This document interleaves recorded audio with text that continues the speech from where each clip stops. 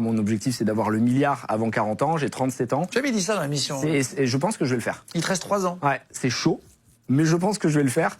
Et c'est plus pour prouver encore une fois à tout le monde que c'est possible. L'argent, j'ai une vie qui est déjà largement suffisante, mais on veut toujours plus, non pas parce qu'on est obsédé par les euros, mais tout simplement parce que la vie est un jeu. Et donc pour moi, le business, c'est infinite game, c'est infini et il n'y a pas de coup de sifflet final. Donc on parlait de plein de personnes qui avaient réussi tout à l'heure en loge. Bon, mais c'est pareil, ils ont 75 ans, 80 ans, ils veulent continuer, ils veulent réussir, ils veulent gagner plus parce que c'est l'envie de gagner, l'envie de faire. Et c'est un peu pareil pour moi. 52% des Français considèrent que l'argent fait le bonheur ou y contribue. C'est un adage français aussi, c'est une expression qu'on entend depuis très longtemps. Toi, Quentin, est-ce que c'est vrai? Est-ce que l'argent fait le bonheur?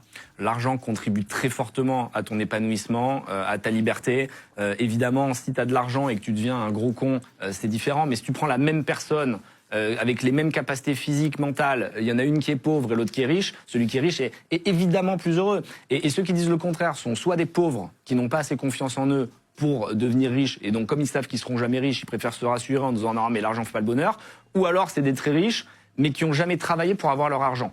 Moi, je suis pas un nouveau riche, je suis vraiment un ancien pauvre. Tu vois, il y a cette notion de résilience, ça a pris du temps. Le nouveau riche, pour moi, c'est plutôt celui qui a gagné au loto ou qui est joueur de foot et qui a tout de suite eu beaucoup d'argent à 19 ans, qui a pas valorisé la galère. Mais quand tu as vraiment galéré, que tu rationnais à la fin du mois pour bouffer, aujourd'hui, la chance de pouvoir faire kiffer mes proches, rien que ça, c'est exceptionnel.